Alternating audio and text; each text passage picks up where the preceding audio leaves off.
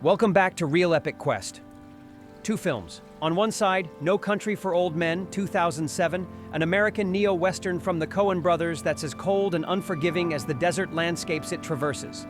On the other, Parasite, 2019, Bong Joon-ho's genre-bending South Korean thriller that made history by winning Best Picture at the Oscars. Both films explore moral decay, chaos, and the fragile line between predator and prey, but they do so through radically different lenses. Today, we're putting them side by side, comparing archetypes and story structure. Don't forget to like, subscribe, and hit that notification button so you never miss an update on our latest deep dives into the world of cinema.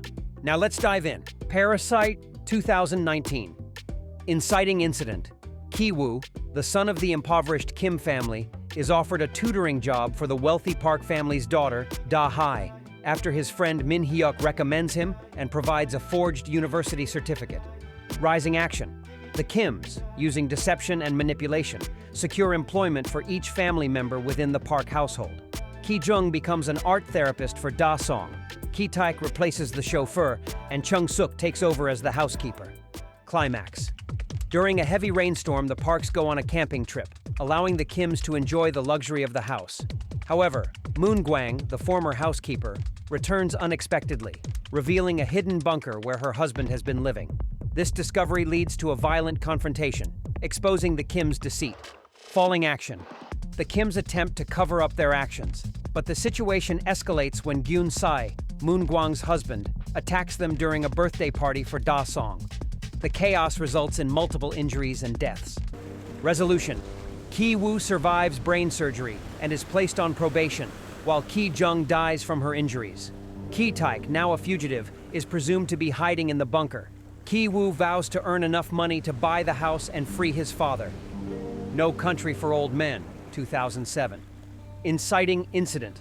Llewellyn Moss, while hunting pronghorns in the desert, stumbles upon the aftermath of a drug deal gone wrong, discovering several dead men and a briefcase containing $2 million in cash.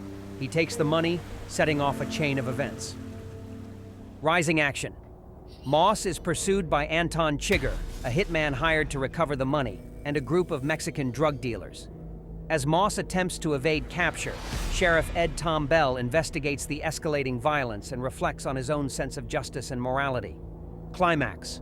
Moss arranges to meet his wife, Carla Jean, at a motel to give her the money and protect her from danger. However, the Mexican drug dealers locate them first, leading to a shootout in which Moss is killed. Falling action. Chigurh confronts Carla Jean, offering her a coin toss to determine her fate.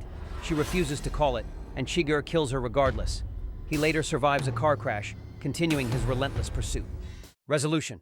Sheriff Bell, feeling overwhelmed by the senseless violence, retires from law enforcement. He reflects on his dreams and the changing nature of the world, symbolizing the loss of traditional values and justice. Now let's dive into archetypes/character types. No Country for Old Men. Llewellyn Moss, the everyman, anti-hero. He's capable and resourceful, but ultimately outmatched by the darkness he's stumbled into. Anton Chigurh, the shadow, death itself. He's not just a villain, he's fate incarnate. Cold, calculating, arbitrary. Sheriff Bell, the sage, reluctant mentor. He's weary, introspective, and symbolizes the vanishing moral clarity of the past. Parasite. Kim Ki-taek, the tragic father. A man worn down by poverty and humiliation, eventually pushed to violence. Kim Ki-woo, Kevin, the trickster, initiate, the one who begins the family's journey, believing education and cleverness can bridge class. Park family, the innocent, naive aristocrats. Oblivious to the suffering beneath them, their world is one of ignorance masked as civility. Both films utilize archetypes that subvert expectations, and that's what makes them resonate so deeply. In No Country, Llewellyn's arc ends in abrupt death, off-screen, emphasizing how random and cruel fate can be. Sheriff Bell retires, defeated not by criminals, but by time and the philosophical weight of evil. In Parasite, the Kim family falls apart. Dreams of upward mobility shatter, and Ki-woo is left writing letters he'll never send, living in a fantasy of redemption. These aren't happy endings. They're meditations on inevitability, injustice, and unfulfilled hope. Two countries, two visions of chaos. No Country for Old Men and Parasite may be separated by language and geography, but both tell timeless tales of inequality, fatalism, and the human condition. Which film resonated more with you?